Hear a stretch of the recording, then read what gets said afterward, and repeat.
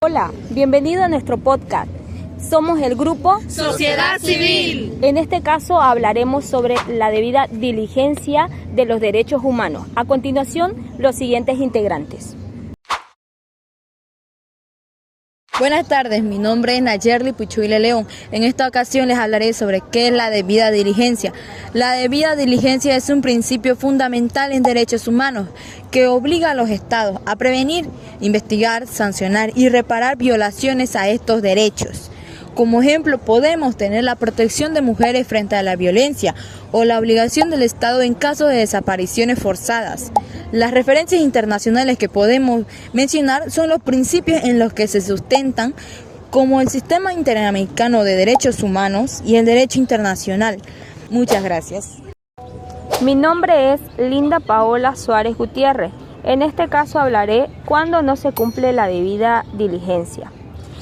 No se cumple la debida diligencia cuando hay falta de investigación oportuna y efectiva de delitos graves, retrasos injustificados en procesos judiciales, casos de impunidad por negligencia estatal, como feminicidios no esclarecidos, impactos en las víctimas, la inacción del Estado perpetúa la vulneración de derechos humanos y deja sin justicia a las víctimas. Gracias. Mi nombre es Verónica Morón Cava. Yo les voy a explicar la debida diligencia si está instituido en nuestra Constitución Política del Estado 2009 y leyes vigentes.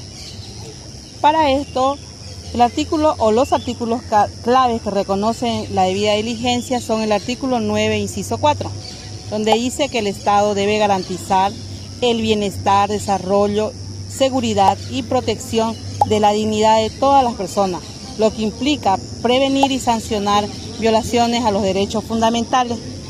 También el artículo 109, el inciso 2, donde nos dice que los derechos fundamentales son inviolables, son universales, interdependientes, indivisibles y también son progresivos.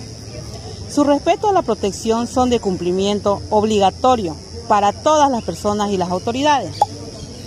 ¿Cómo se justifica? La justificación en este artículo subraya la obligación estatal de actuar con debida diligencia para garantizar los derechos.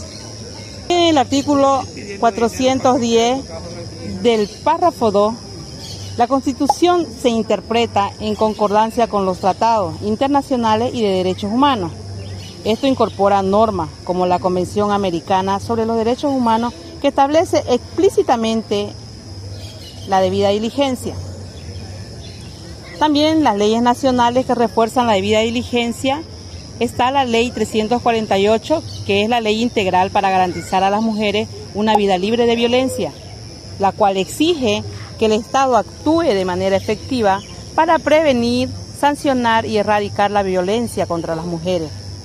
También tenemos el artículo 45, donde se obliga al sistema judicial a investigar de manera diligente y sancionar la violencia. Por ejemplo, el caso de feminicidios, donde el incumplimiento de esto viola las normas y ha llevado a sentencias de la Corte del IDH.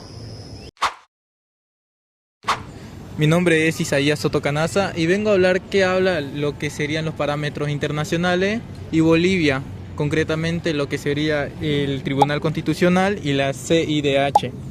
En sí, en Bolivia lo que tenemos sería, por ejemplo, como en el Código Penal, nos dice en el artículo 16 del Código Penal, los principios de proporcionalidad y oportunidad de las sanciones, que depende de una situación diligente. Ya nos habla de una situación diligente que después tiene relación pues con la Convención Americana sobre los Derechos Humanos. En su artículo 1 obliga a que los estados a garantizar derechos establecidos en la Convención mediante legislativas y judiciales, mediante medidas legislativas. Y en Bolivia, en su aplicación, tenemos los principios vinculantes debido a reconocimiento constitucional de los tratados internacionales. ¿Cómo se hace esto y cómo se habla en el Tribunal Constitucional Plurinacional? Por ejemplo, cuando emite una sentencia de avocación, una de sus primeras sentencias, habla en uno de sus puntos sobre el artículo 80 de la ley 348 en el marco de la debida diligencia, que ya lo está mencionando, a la que a la que está obligada toda autoridad judicial. Ya lo habla el Tribunal Constitucional. Después, ¿qué nos dice también los parámetros internacionales? En los parámetros internacionales tenemos que habla la CIDH sobre diferentes casos y cómo es la aplicación en toda Latinoamérica. Y tenemos casos particulares donde se ha utilizado la debida diligencia, como en el caso Velázquez Rodríguez versus Honduras de 1988. En este caso es un base de concepto que se utiliza de debida diligencia a toda Latinoamérica. En el siguiente caso, como para Bolivia, en otro caso para Bolivia que señala muy bien, sería en el caso del campo algodonero versus México de 2009, donde la Corte condenó a México por no investigar ni sancionar adecuadamente los feminicidios en la ciudad de Juárez. Y estos casos pasa que en Bolivia son muy similares.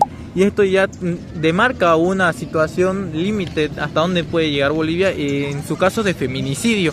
En un tercer caso que tenemos el caso IB versus Bolivia de 2016, la Corte IDH encontró a Bolivia responsable por la falta de consentimiento informado en una esterilización forzada, señalando la ausencia de debida diligencia en garantizar los derechos reproductivos.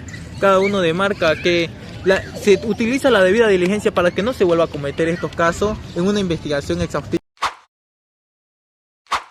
Mi nombre es Dayelín Nicole Calderón López y hoy día les hablaré sobre la conclusión y un mensaje final. La debida diligencia no solo está reconocida en nuestras leyes, sino que también es un mandato constitucional que Bolivia debe cumplir bajo estándares internacionales.